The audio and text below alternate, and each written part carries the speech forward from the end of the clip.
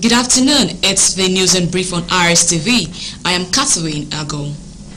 Rivers State Governor Siminalayi Fubara says his administration will be guided by the provisions of the Nigeria's Petroleum Industry Act (PIA) in supporting operations of international oil companies in order to end the neglect host communities have suffered over the years in the state. Governor Fubara made the remark at the Petroleum Communities Engagement Forum organized to increase understanding of host communities on the 3% OPEC Sustainability Development Plan and participatory rights as contained in the PIA. This is the first host community engagement by the Nigerian Upstream Petroleum Regulatory Commission to provide education on how they can benefit from the 3% as provided in the Act. Represented at the forum by the Rivers State Commissioner for Youth Development, Chisom Bali, Governor Fubara said it was the continuous agitation, environmental degradation and poor development of host communities that resulted in promulgating the Act. He stated that even if the law does not address all the concerns from the companies who will practice healthier environmental and social responsibility. Governor Fubara urged both the Regulatory Commission and the oil companies to put into consideration a fiscal regime that encourages accountability, transparency, and indigenous participation in order to achieve the desired local content in the nation's oil business.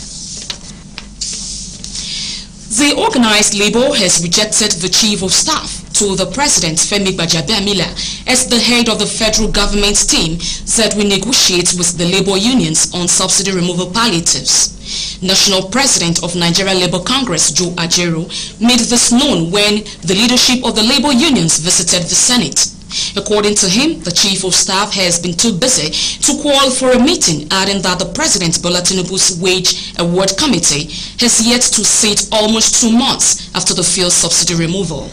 The NLC president, while speaking during the meeting with Senate leadership, lamented the plight of Nigerians as a result of the removal of subsidy, adding that the government was yet to put structures on ground to ameliorate the effects in the country. He told the lawmakers that while labor leaders were still deliberating on 537 naira per liter of fuel and court had ruled for the status quo to remain, the government suddenly decided to increase the fuel to 620 naira per liter.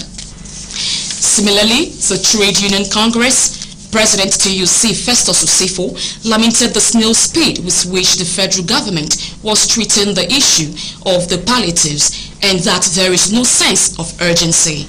The TUC president, however, noted that the Senate leadership had assured them of the meeting with the president and getting the problem solved in a few days. Meanwhile, doctors under the aegis of the Nigerian Association of Resident Doctors (NAD) have suspended their planned nationwide protest after a closed-door meeting with principal officers of the Senate.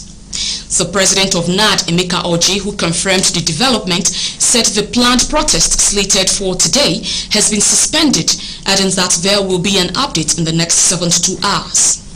President of the Senate, Godswill Akpabio, has applauded the doctors for calling off the protest and also working towards calling off the strike, noting that the doctors' demands are well noted and will be addressed as soon as a new minister is appointed for the health sector. Senator Akpabio noted that the strike by medical practitioners should not be allowed even for a day due to the impact it creates in the polity. 41 migrants have died in a shipwreck off the Italian island of Lampedusa.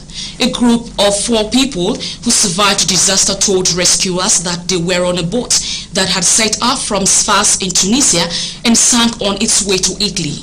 The 4 survivors, originally from the Ivory Coast and Guinea, reached Lampedusa today. Reports say more than 1,800 people have lost their lives so far this year while crossing from North Africa to Europe. Tunisian authorities say Sfax, a port city about 80 miles from Lampedusa, is a popular gateway for migrants seeking safety and a better life in Europe. The report said Italian patrol boats and charity groups have rescued another 2,000 people who have arrived on Lampedusa.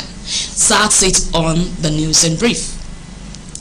I am Catherine Ago. Many thanks for being with us. Stay tuned for more details coming your way on our news at 3 p.m.